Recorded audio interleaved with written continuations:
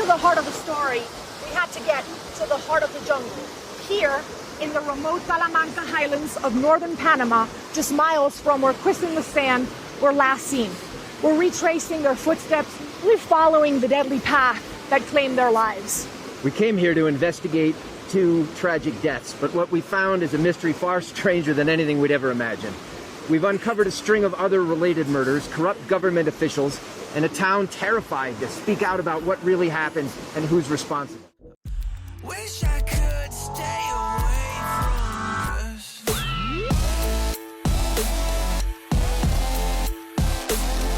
this town, and this is a very small town in Panama, that if you speak about this, you may end up dead. Just a quick warning, this video will contain explicit content. The video will tell some gruesome details about murder victims and crimes committed by a very disturbed individual. This is not a topic that can be treated lightly, and as such, viewer discretion is advised. Hello, lovelies. It's Lady Curious back with another true crime. Today, I actually have astheravendreams joining me. So we both really hope that you enjoy this. The mysterious death of Kris Kremer and Lisanne Froon. This case has been huge in the media ever since it happened. There has been so many conspiracies, theories, and just a lot of crazy media frenzy things about this case, speculations about this case, everyone having their own opinions on what happened to these 2 beautiful souls. I heard about this case a very long time ago. I'm guessing around when it happened. But the area that it happened in Panama, there is a speculation that down there, there's a lot of gang activity, a lot of drug movement, and it is an epidemic of tourists going missing in Panama. Just in 2022, over 400 missing people cases were opened. And a lot of those are tourists that come there to visit. So the question is Panama dangerous? My opinion, yes, very dangerous. You must be cautious when you go visit. I do want you to remember that this video is for educational and documentary purposes only. Please go do your own research. I have researched as much as I can.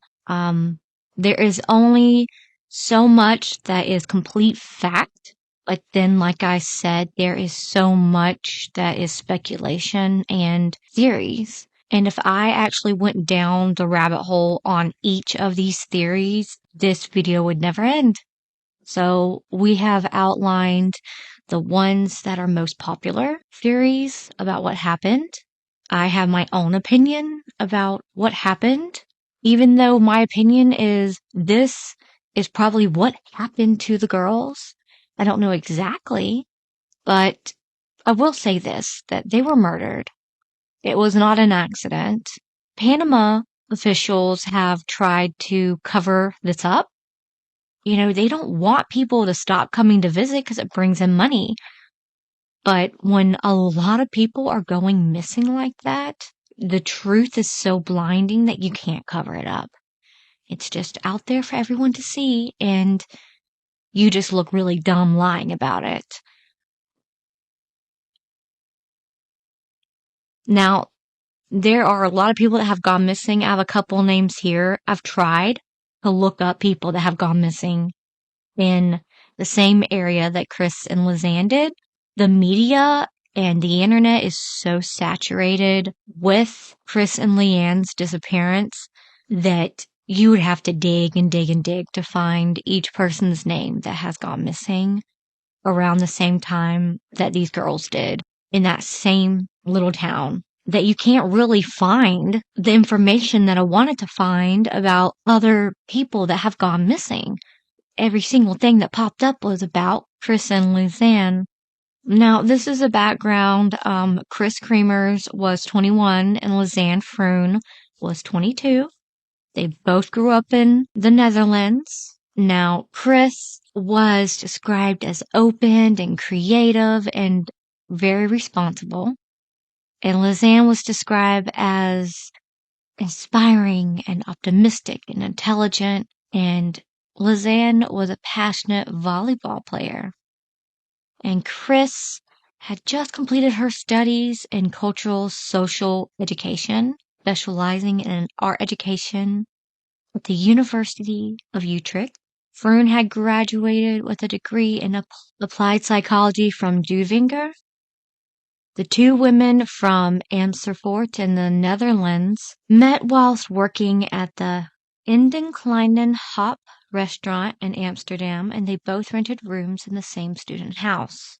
Only a few weeks prior to leaving for Panama, Lisanne actually moved in with Kris in a dorm room, and they worked together at the same restaurant. They both saved up money for about 6 months, and they wanted to plan this special 6-week vacation whilst hoping to learn Spanish and to do something of significance for the locals, particularly volunteering with children. Lisanne had just graduated with a degree in applied sciences in September 2013. They actually wanted to go there to Panama, and they wanted to go in to that town and do something and teach the kids in their school. Finally, March 15th, 2014, Kris and Lisanne got on a plane at Amsterdam Airport to travel to Costa Rica in Latin America. From there, they traveled to Bocas del Toro in Panama. They were there for a 6-week vacation, 4 of which were spent living with a host family while they worked as volunteers in Bocas, teaching local children in the school and learning Spanish. But when they arrived at the home of their host family, Lisanne and Kris were told their jobs were to start in a week, rather than immediately as they had expected. So, they decided to take the time to explore the area of Bocas whilst they waited for their jobs to start. They spent some time on the coast learning some Spanish and enjoying the local food and to drink, and they met 2 Dutch travelers who were visiting the area at the same time. 2 weeks after arriving in Panama on March 29th, they moved to Bocas, a city in the west side of the country. Bocas is a small mountain town in Panama, about 37 miles from the border of Costa Rica. It is situated on the Caldera River in Panama, Green Mountain Highlands. Because of its elevation above sea level, its climate is cooler than that of the lowlands. Its scenic location, temperature, and natural environment make it popular with Panamanians and attracts tourists and retirees from all over the world. Lisanne was known to have asthma and complained to her host family of shortness of breath. Her asthma paired with the altitude change and panic caused by being lost may have impacted her ability to survive this horrible ordeal that happens to these 2 girls. So, these 2 Dutch women decided before they started that next Monday, I think it was, in this school to teach the Bocas children, they wanted to go on a 5 to 6 hour hike that was near Bocas, close to the Continental Divide of Panama on April 1st, 2014. This day they left Bocas in good weather at mid-morning to hike the Pinista Trail, an up and down path, hence the name. It was a very moderate trail.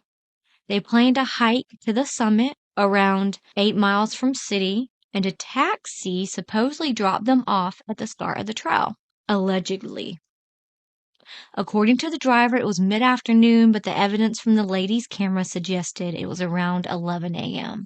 It should take a good fit person 2.5 to 3 hours to reach the summit, so it was about a 5 to 6 hour round trip, there and back, so around 6 hours.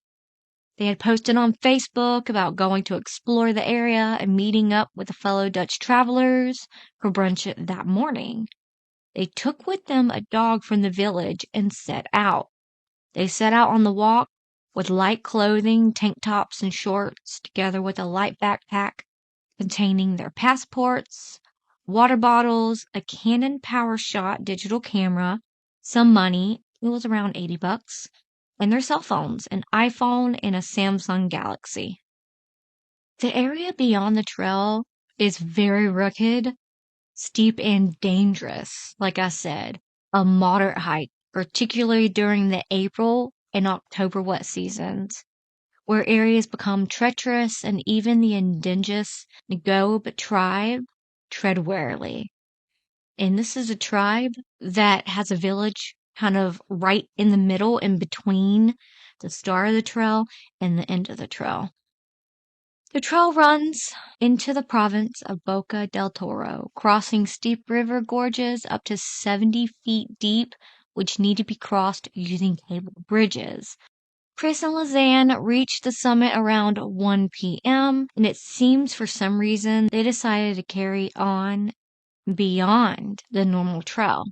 Normally, tourists turn around at this lookout point at the top of the Pianista Trail to walk the same path back to Bouquet. So they would walk up to the Pianista Trail, and there is a lookout where the Continental Divide runs horizontal. So it's kind of a dead end at the Continental Divide. There are signs placed at this point nowadays warning people not to keep walking further without a guide, because it's kind of like, doing off-trailing backpacking, and it's very, very dangerous. They had looked the trail up on a computer the days prior to the hike and may have thought they still had time to walk on towards to a waterfall that was deeper in the jungle. They were not equipped for a prolonged period in the forest with no food or survival gear. Hikers who plan to go off into more adventurous areas usually pay guides and take special equipment and supplies to last for days, including tents, foods, and rainproof clothing. Some sources say they took with them a dog that belonged to the owner, the La Panista restaurant, but this has not been confirmed. The woman wrote on Facebook that they intended to walk around Bouquet, and it was reported that they had been seen having brunch with 2 young Dutch men before embarking on the trail. Some sources claim the owners of the restaurant became alarmed when their dog returned home that night without Kris and Lisanne. Lisanne's parents stopped receiving text messages, which both women have been sending to their families daily. Later that evening on April 1st, the dog's owners were alarmed, and when the 2 women didn't come back 2 days later on April 3rd, that's when they were reported missing. After the family that they were staying with and the local guide, who was due to take them to a national park nearby on April 2nd, grew concerned. After they were declared missing, authorities put dog teams on the ground and helicopters, but initial searches proved fruitless, even with the help of local residents. Now, on April 6th, their parents arrived in Panama, along with police, dog units, and detectives from the Netherlands to conduct a full-scale search of the forest for 10 days.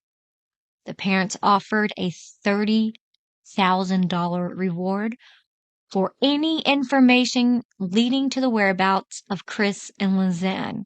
Now, this is important because later, when I tell you the theory that this man on YouTube came up with was blew my mind, and I really do believe that this is what happened to these girls. So remember that $30,000 reward. On a larger search with specialized search and rescue teams as well as the sniffer dogs, which went on for further 10 days, but still nothing. There was no sign of the women or their belongings. So just think about it. They searched miles and miles into this forest and never found anything, okay? Even places where some of their stuff would turn up later down the road was not there when they searched in the beginning. That's a little fishy, okay? The parents were also offering, this $30,000 reward, and some people came forward thinking payday, but I digest. Let's move on. 10 weeks later, in June of 2014, a local woman found the backpack in a rice paddy on the bank of the Kilbra, or Serpent River, near the village of Alta Romero, around 10.5 miles, or 17 kilometers, from Boquete, and 5 miles, or 8 kilometers, from the summit of the La Pianista Trail. It was estimated that it was around an 8-hour walk from their last known location, and the village was in a very remote area, which would have been difficult to reach on foot. Around the same time, Kris Kremer's jean shorts were discovered on a narrow piece of land between two fast-flowing and powerful tributaries. The Ingo people who found the shorts said that they found them zipped and folded and placed on a rock high above the water. Police from the Justice Department picked up the pack from the woman using a helicopter. They assumed that it had drifted to the area in the river. But the backpack contents were dry and undamaged, and the bag looked in good condition, despite weeks in the jungle or river. Furthermore, the finder said that she was sure the pack was not in the location the day before. Heavy rain had hit the area in the prior few weeks, so it would be expected that everything would be soaked through, suggesting that it had been placed there prior to its discovery by persons unknown. Lisanne's asthma inhaler was not among the belongings recovered. Investigators determined that the belongings had 34 different fingerprints, with 13 on the bag. Some DNA was also detected on the backpack contents, but none led to any serious leads for the police. A key piece of evidence was the discovery of Lisanne's Canon PowerShot XS270 camera, with over 100 images on the digital memory card, in addition to the passports, cell phones, sunglasses, cash, and their bras when the content of the backpack were searched. There were 133 consecutive photos found, with only one mystery shot missing, image number 509. The camera has no GPS location options, so investigators could only establish or guess the location of the photos based on the surroundings that were visible to them. The first pictures, on April 1st, were standard tourist shots, with both women laughing and smiling on a bright sunny day, with some selfies taken at the overlook of the divide. Most of the pictures were taken by Lisanne, with Kris walking ahead of her on the trail. Then we see the girls apparently following an indigenous trail near a creek or stream, heading downhill, away from their destination, Boquete. Kris's face on one of the shots showing anxiety with sunset around 6:40 p.m. in the rainforest. Image number 508 is the last photo taken by Lisanne and Kris, but there are two versions of photo 508. One shows in its metadata that it was taken 8 seconds after photo 507, but another version of the same photo states that this last photo of Kris looking backwards was taken 50 seconds prior to the previous photo of her passing the creek. This anomaly could be the result of photo manipulation. No more daytime photos were made on April 1st after the last stream picture, number 508. So, maybe they tried to return to Boquete at this point, but were intercepted. Dutch specialists have tried to undelete the missing photo, which normally is not a challenge when an image is manually deleted, because pressing the delete button does not mean the whole file is actually erased. However, experts failed to recover the missing photo, and it would be impossible for the camera to skip a number by accident when shooting photos. Did somebody connect the camera to a computer and erase the photo to make it irretrievable? Perhaps the girls themselves manually deleted this specific photo, and the subsequent photos had overwritten the deleted file permanently. But when a manually deleted photo is overwritten by new photos, there is often normally at least a fraction of the deleted photo found. And to find no trace is suspicious, or puzzling at the least. It is plausible that the Panamanian authorities took photo number 509 off the camera themselves, because something was on it that they didn't want the outside world to see. Maybe its content was at odds with the controversial accident scenario that the Panamanian police put forward as the main theory. Will the picture ever turn up? It's hard to say. Dutch investigators were almost certain that someone deliberately deleted 509 permanently for reasons unknown, probably with the help of a computer. Since it is between the normal daytime photos of April 1st and the mysterious night photos of April 8th, it could be a very important picture. Of all the holiday photos the two women took on their vacation, investigators did not find any deleted photos. In addition, the memory card had plenty of space left. The emergency services calls started around this time. Coincidence? Maybe, but possibly not. The Travel Channel's Lost in the Wild Hike into Hell featured the disappearance of Kris and Lisanne. The presenters, Kinga Phillips and J.J. Kelly, showed in a simple manner that if Kris and Lisanne had removed photo number 509 manually any time before the first nighttime photo was made, it would have never even known that it had been deleted, because the next photo, the first nighttime photo, would have automatically received the number 509. The strangest pictures on the camera, and perhaps of the most interest, were 90 photos taken on April 8th, between 1 a.m. and 4 a.m., many in complete darkness, with rain falling. Some were taken a few seconds apart, and others up to 15 minutes later. Several shots appear to have been taken deliberately, as they were not blurred, indicating that they were not taken under duress. At this point, the girls had been in the rainforest for a week. Some internet sleuths have speculated that the women were trying to use the camera as a light source in the pitch black, or perhaps to signal potential rescuers, or even to scare away wild animals. But analysis of the shots show that many are taken below foliage, and not in the open. And if the girls were trying to attract attention, they would have taken the pictures in the open. A single close-up seems to show a wound on the right side of Kris's head in the temple area, as well as blood in her hair. Lisanne may have been using the camera to offer clues to subsequent rescuers where Kris was if she needed to be left behind because of her injuries.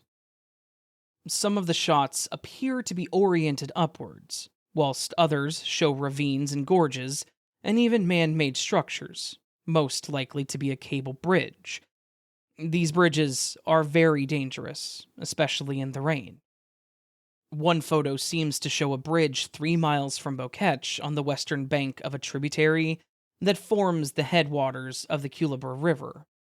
Were the girls trying to follow the river downstream, as advocated by many survival guides?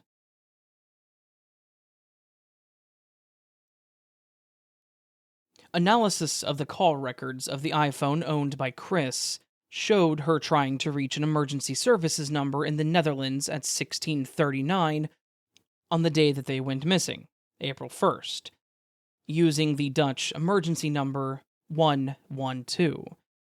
This was followed by a call to Panamanian emergency numbers using 911. Due to the poor reception, their calls were not connected. The Dutch number, 112, also works in Panama, and can also transfer to the emergency number of the country that the phone network is in. They subsequently turned off their phones and tried calling 14 hours later, several times, on April 2nd. Both phones were used to make these calls, and on one of these calls they actually made a connection at 6:58 a.m. Lisanne's Samsung connected for just 1 to 2 seconds on the 112 number, but the call quickly failed. And 36 seconds later, the phone was again switched off. They never managed to get a connection again, despite trying several times. On April 6th, 5 days after their hike began, Lisanne's Samsung mobile phone stopped working, presumably because the battery went dead. Kris's iPhone was turned off until April 11th, when it was activated at 10:51, and stayed on for 1 hour and 5 minutes. This was the last time the iPhone was used. On day 6, when Lisanne's Samsung battery had failed, someone attempted to access Kris's iPhone, but the PIN was incorrectly entered. It is claimed that 77 attempts were made to access the phone between April 7th and April 10th. Froon's Canon camera contained photos from the 1st of April, suggesting that women had taken a trail at the overlook of the Continental Divide and wandered into some wilderness hours before their first attempt at making emergency calls, but with no signs of anything unusual.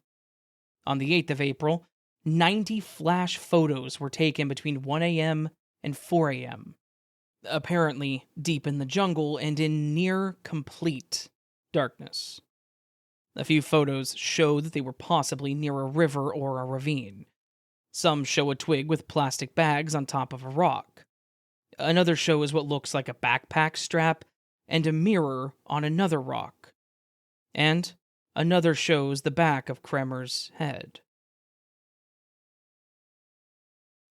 Following the discovery of the backpack, a local guide, with the help of 6 native Nagob people, found bone remains, jean shorts, and 2 different shoes along the River Rio Culebra River.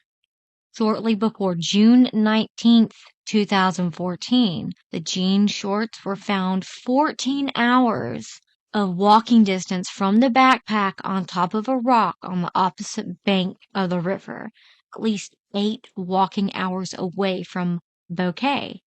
Some witness claimed that they in fact found the jean shorts not neatly folded at all, floating in the river itself. The bone remains were found on June 19th behind a tree in the vicinity of Alto Romero and away from the river. Lisanne Froon's left foot was found intact and inside her wildebeest boot, showing multiple fractures of the metatarsals. DNA tests later confirmed a match. The laces were still tightly laced, and it also had a sock inside the foot which was still had some skin and flesh on it. The shoe with the foot was found upstream, not downstream, upstream, okay, emphasizing. Forensic analysis found that the cut of the bone of the foot was surprisingly clean and that no blood was found on it. But there was no signs of cutting, hacking, gunshots, or teeth or claw markings. At least 33 scattered bones, mainly found the left leg, were also discovered along the same riverbank, a few miles from the cable bridge in Dry River Stones, where some investigators think the nighttime photos have been taken. Very few other remnants were found, and the ones retrieved were found scattered, sometimes a mile apart from one another, but all following the direction of the river. One half of a pelvic bone was also found, part broken, which is identified as Kris's. Later, Kris's number 10 rib bone was also found, as well as a femur upper leg bone from Lisanne, and possibly her tibia bone. A rolled up ball of skin from Lisanne's shin was also located by investigators sometime later on August 29th, 2014. The forensic pathologist later found that the skin was still in an early stage of decomposition, even containing maggots. Don't you think that's weird? When supposedly they died and they were finding bones that's been out there for longer than that of the skin they found with maggots? Just does not fit together. It just does not make any sense, y'all, at all. In contrast with Kris's fully bleached and clean bones. Okay, The pathologist also found that the bone marrow in the femur and tibia from Lisanne's proved to be dry and undecomposed. The bone marrow was intact and unaltered. The forensic pathologist thought that the piece of skin may have been manipulated by someone. Don't you think? I hate to say this, y'all, but were they like saving it for later to eat or something? And that is a theory that these villagers of this tribe, I'm not pointing blame at anybody. Allegedly, there were cannibals out there, and they really believe that they were murdered, cut up, their bones picked and bleached, and thrown into the river. I mean, hello, that's what it seems like what kind of happened. I mean, they didn't eat all of them, but yeah, in like the torso and their head and all the other stuff, their arms and all this was never found, y'all. Never found. It's very upsetting and disgusting, to be honest, that there are cannibals and crazy ass people out there that will do this to other people. The remains were found 2 months later in mysterious circumstances, which the authorities were claiming it was an accident, whilst Dutch private investigators working for the family are convinced that there were likely to be foul play involved.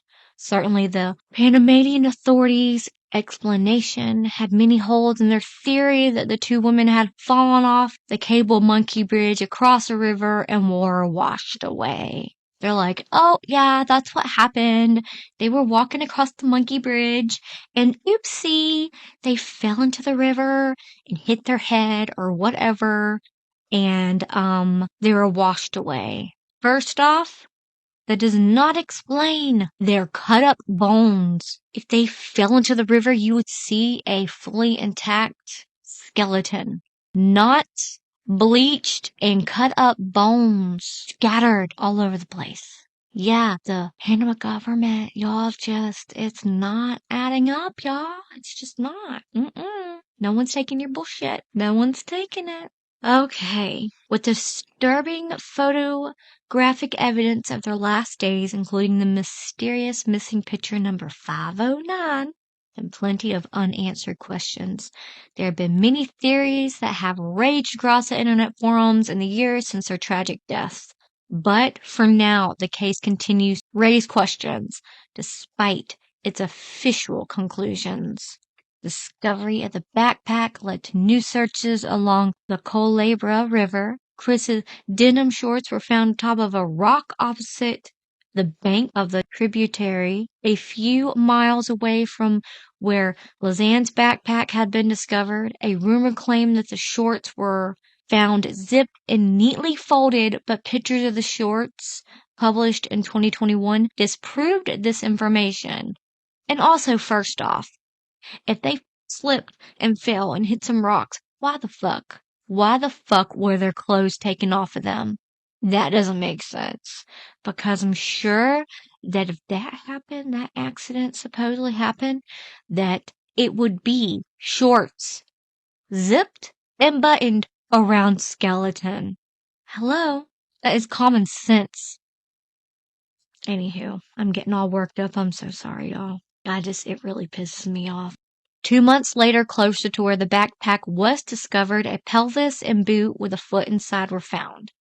Soon, at least 33 widely scattered bones were discovered along the same riverbank. Panamanian forensic anthropologists later claimed that under magnification, there are no discernible scratches of any kind on the bone, neither of nature nor cultural origin. There are no marks on the bones at all. Had natural decomposition of the body near a river caused the bones, which are heavier than water, to sink in the bottom of the river. Markings on the bones should have been visible from friction of the riverbed. So it's kind of like shells that make sand. If something is sitting in a river and you have the river continuously flowing over it and things passing, it's going to eventually wear down in those areas, and they did not find that on the bones at all. So those bones were not in the river for that long. On one bone fragment that was Kris's, that half of her pelvis was bleached. Under natural composition, a pelvis, especially from a younger person's, does not break in half. Furthermore, it is not likely to have been caused by predators. So they found her pelvis, and half of it was bleached, and the bleached part broke. And they said that that's impossible because she's young, they weren't out there for too long, and her bones should not be breaking. Furthermore, it is not likely to have been caused by predators. Moreover, the bone was missing joint tissues that usually remains intact for years under natural decomposition. So they're saying that if you died out in the wilderness, that for a natural decomposition of your body, you would be left with joint tissue for a long time on those bones. And they were missing. So that means their bones were picked. That's what I mean about cannibalism and all of that. Panamanian authorities came under fire for allegedly mishandling the disappearance and aftermath. Further investigation into the case in 2017 raised questions about the initial investigation, as well as a possible link to murders in the area. Although many theories have been presented as to what happened to Kris and Lisanne, no official cause of death has been ruled to this day. Initially, neither the Dutch nor Panamanian forensics teams could provide a cause of death, with the official theory from the Panamanian authorities being that the women fell off of a monkey bridge and were washed away by the raging waters. The Dutch police concluded the deaths were likely an accident, but some of the Panamanian police and Dutch private investigators strongly believed that the deaths could have been foul play, given some of the strange evidence they found. The case was first officially declared a homicide and a crime against personal integrity by Panama's Attorney General in the Cherokee Judicial State Report. But later, in October of 2014, two forms from the Panamanian state officials described the deaths as a case of abduction. When Panamanian forensics teams failed to come to a definitive and official conclusion, the case was closed and considered an accident. They believed that Lisanne and Kris decided to continue into the wild terrain in the Continental Divide region and succumbed to the jungle. According to officials, it was a simple case of being lost, and Kris fell first.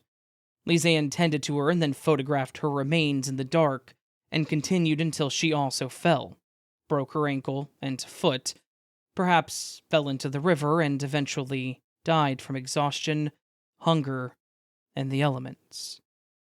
But Dutch pathologist Dr. Frank Vondegout was skeptical of this explanation. He said, "There is no way to get lost. You actually don't need a guide." With regards to the official theory that the girls both fell off of Monkey Bridge and washed away, Vondegout said, "No way. They would never even go on it." In regards to the strange nighttime pictures on the camera, Frank said, "Yes, I saw them. They are creepy. They're Blair Witch Project. The part of the jungle out there is known by the guides as Jungle Hell. Past the Continental Divide, people die up here. When you are out there in the daylight, there's no problem, but when you're out there in the dark, it's game over. You haven't seen the cable bridges. I'm a mountaineer, and you're full mortal on that bridge." It appears at first sight that both women died because of the difficult and dangerous conditions in the Panamanian jungle. But was there something more sinister at play here? For start, it was strange that one of their bags was found some way from the river without water damage. But if foul play was involved, why weren't the valuables stolen? Perhaps a rapist or a murderer just wanted to taunt the authorities, or they came across drug traffickers. A sad case indeed, with a terrible last few days for Lisanne and Kris and their Panamanian adventure. In a bid to find answers about their death, filmmaker and explorer J.J. Kelly and journalist King of Phillips ventured deep into the Panamanian jungle in their series Lost in the Wild. In that aforementioned episode, Hike into Hell, they brave torrential rains and darkness to follow the women's footsteps, matching their photos and phone records as they go. They find and attempt to cross the perilous cable bridge the Panamanian governments say the women fell from, and speak with the indigenous couple who discovered Lisanne's backpack. Finally, their investigation culminates in an exclusive, explosive interview with the forensics pathologist who shares shocking evidence. One other theory is that they were killed to sell their organs on the black market. A theory that we can't say didn't happen. There are so many different theories on what happened to these girls. There are many I have found online that are barely talked about. I'll play some interviews that a lot of witnesses came forward and reported, but it seemed like the police just ignored these people and did not go further to investigate their tips. This part of Panama is used for drug trafficking and many gangs. These girls were killed due to foul play for money. It stated these girls did not have a guide, so they were fair game to anyone who came across them. The main story I heard about that happened to them is that one that fits the most, in my opinion. And this is it. It stated that the son of the restaurant, where the two girls would go every day, gave the girls a ride to the trailhead in a red truck. And there are people that have came forward and were talking about a red truck, and they were ignored. Some men involved was Edwin and Osman. Two men that were in gangs saw them and followed them. The other names that were involved was Henry and George. They followed them for a while out of sight of the girls on the trail. A lot of areas in this trail you could actually walk, and the ground, the elevation was a lot lower than some other elevations. It was kind of like you're walking in a gorge, sort of, and someone could be up top, out of sight, and following you, and you would never know unless you were like actively looking up and like, who's following me, you know? So it is said they were followed throughout the forest. They said that Lisanne was killed first by a blunt hit to the skull, and Kris jumped on top of the man to get him off of Lisanne, but it did not work, and then Kris was strangled. It said that they were killed by April 3rd, so all the phone calls that were staged to make it look like they got lost and eventually drowned in the river. The whole weird backpack thing, them trying to... So, some of these men literally killed these two girls, okay? And they wanted to make it look like that they drowned, that they did not murder them. They staged the whole phone and 911 calls and all of that because they could get into the girl's phone, one of the girl's phone, and like stated above that the other phone they could not get into because they didn't have the password. And that's why that one of their phones, it showed that someone was actively trying to get into it, but they couldn't. But it was said that they were murdered by April 3rd. And this guy, Edwin, was literally out in the forest calling 911, doing all this stuff to stage that the girls were still alive. And it was them. And also, all the pictures that he took the camera and was taking pictures of random shit at night just to make it seem like they got lost and all of that. Also, the whole backpack thing was the tribe knew what happened to the girls. And it was odd because they found the backpack in the river, but it wasn't dirty and it didn't seem like it was worn or waterlogged. because it's been sitting in the river the whole time. So that was odd. I watched the documentary when they went and talked to the villagers, and they seemed upset because they didn't understand why they didn't get their $30,000 cash reward for finding the backpack. And they were a little reluctant to talk to the people from the documentary about what they knew exactly about the backpack.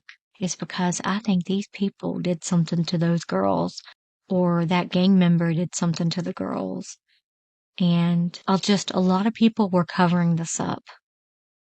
But one man who is said to be involved in the girls' demise was Osman, was killed 1 year later, by the way, because it was said that he wanted to tell about what really happened to the girls, like it was really bothering him, and all of a sudden he ends up killed.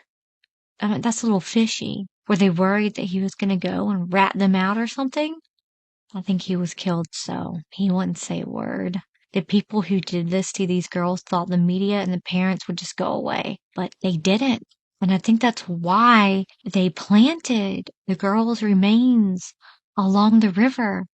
So it would kind of close the case because they were found dead, and then they would all go away and the family would leave because the family was insistent that they were not going to leave Panama until they found out what happened to their girls. And then all of a sudden, boom, their remains were found. And then, yeah, that's a theory. Everything I just said was a really big theory. And I really do believe that a lot of it's true, because in this area, so many people have gone missing due to gangs and drugs. I just read that over 400 tourists have gone missing in Panama since 2022. When I read that, my eyes bulged out like, what the hell? Why is no one going over? The FBI, I know it's in a different country, but whatever their thing is over there in the country, why are they hiding this? I really do believe they got some human trafficking going on over there too. Also, a man named Alex Humphrey vanished from the same town in 2009. Can you believe that? Same town. And the people that were doing those documentaries said that when they were over there, as they were just over there within weeks, 2 other girls went missing in that same area.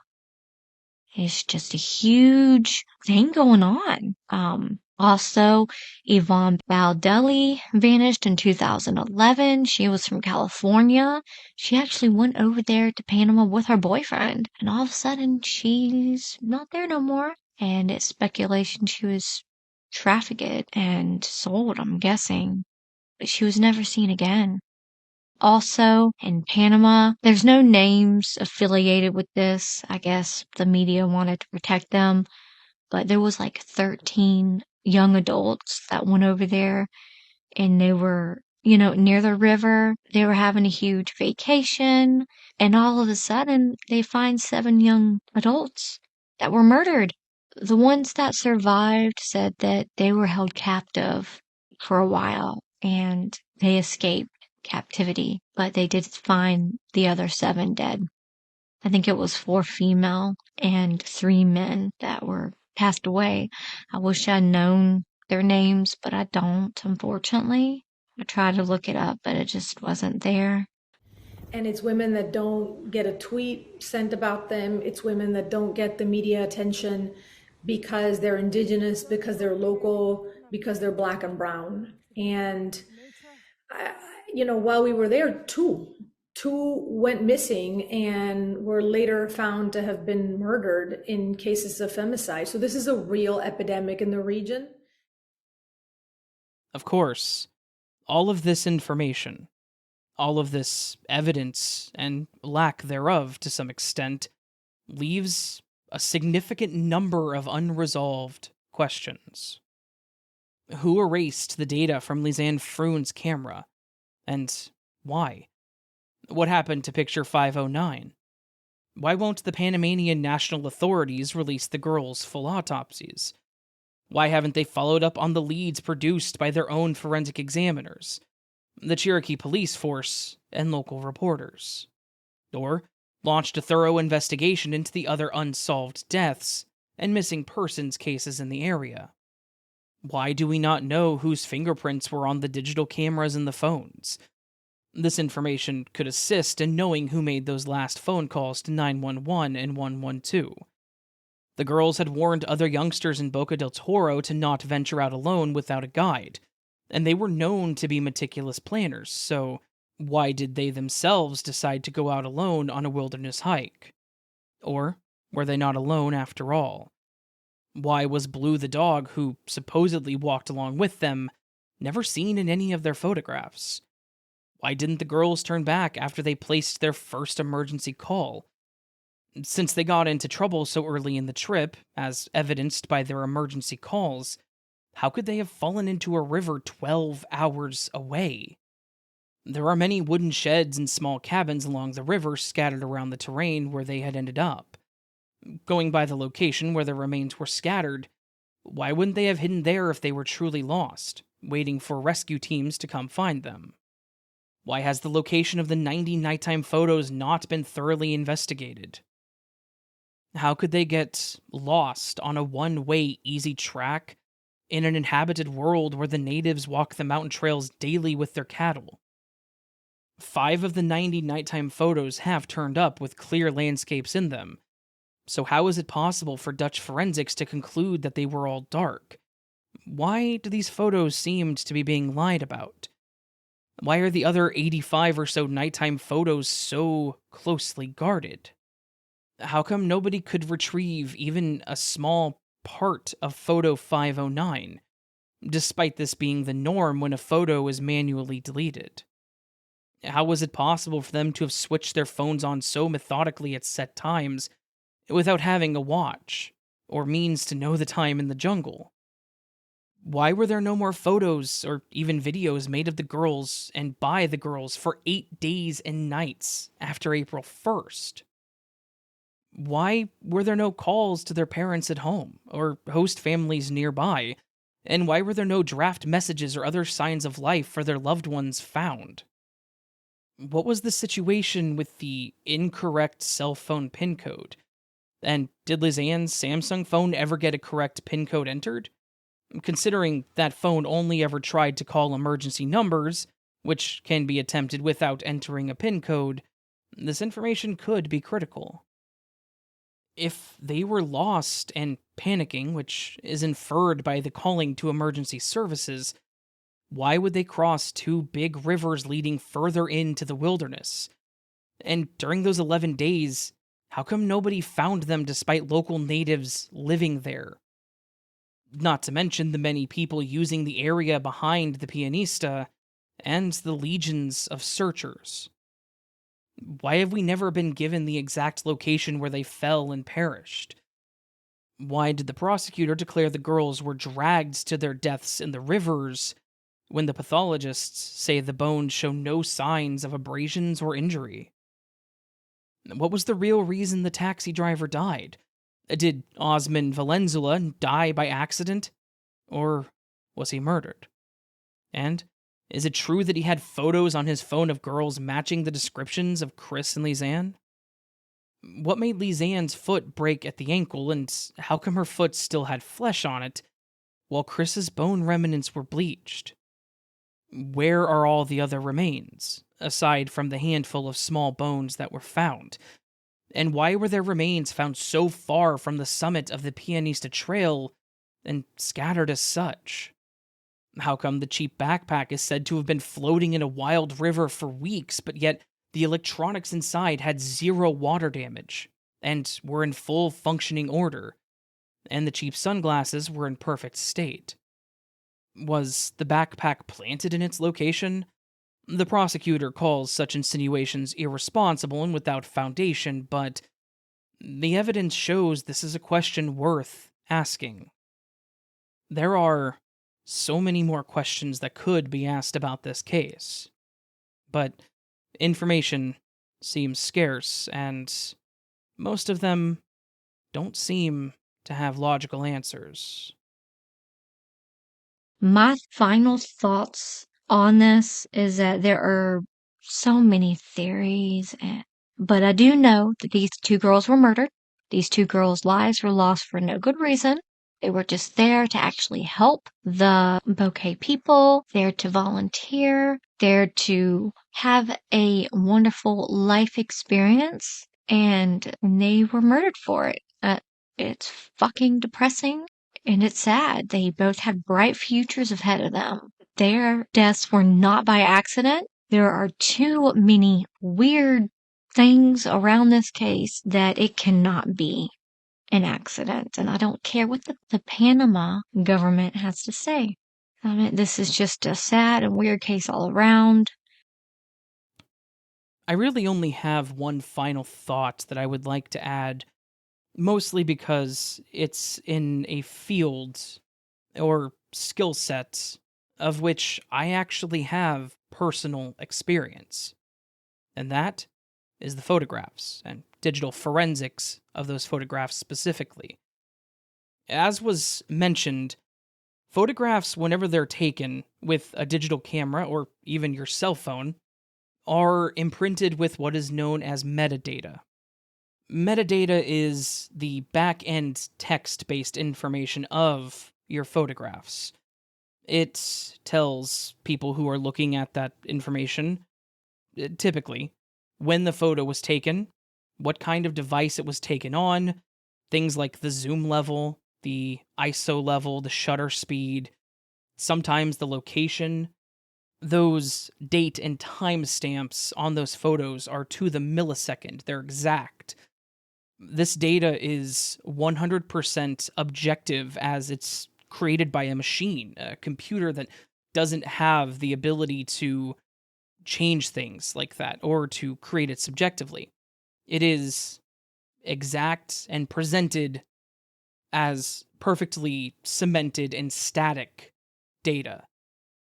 The thing about metadata, though, is that with knowledge, potentially by somebody who understands digital forensics or the applications that are used in digital forensics, that data can be altered.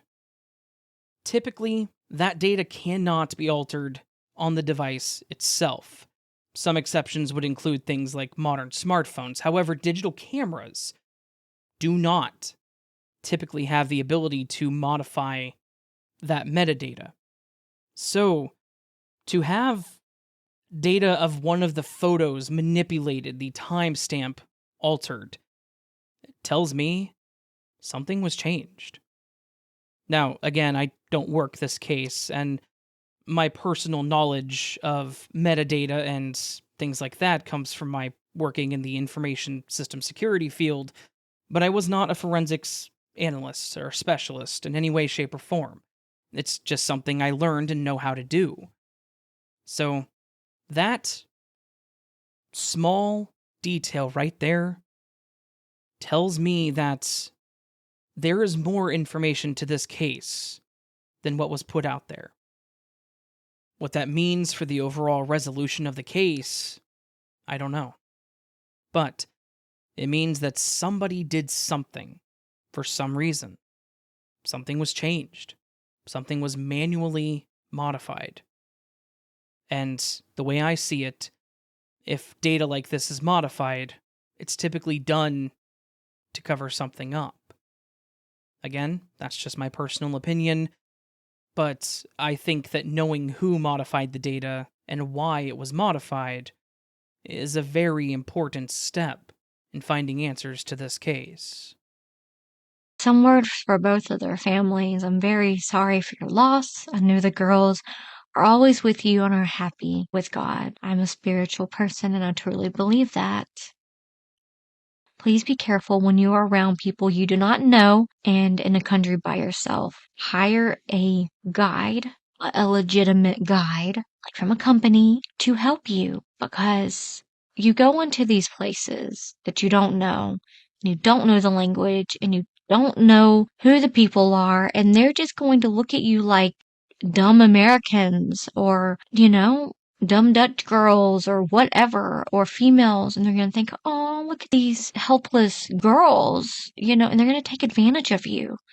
You're not going to know when you're in danger. So it's very important that you do your research and that you go with people or a big group, or if you're a female, try to have some men around you to, kind of sway other men not to try to mess with you, or get a guide, knows the language, and that knows what the danger there looks like. Don't go into it being so naive.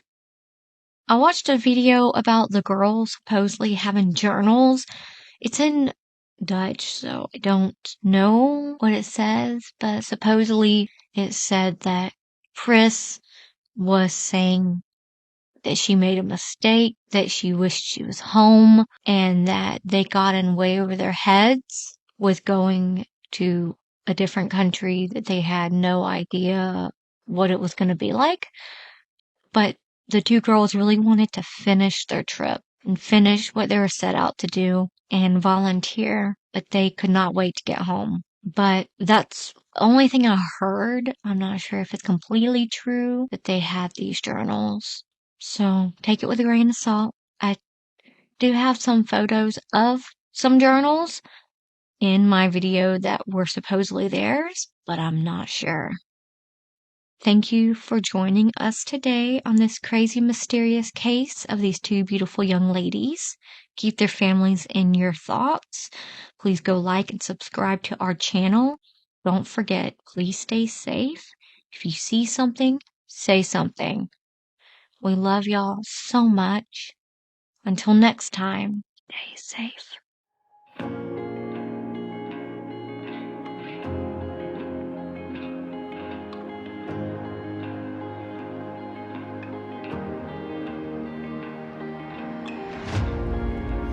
Chances I gave up,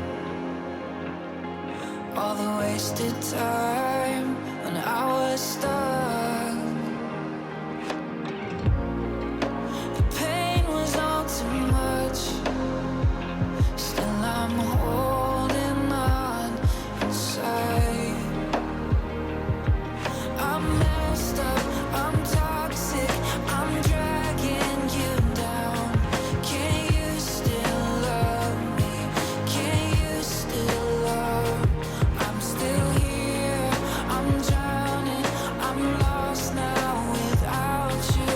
I'm dead in the water, I'm not dead in your soul. Jealousy is such a strange enemy, I know.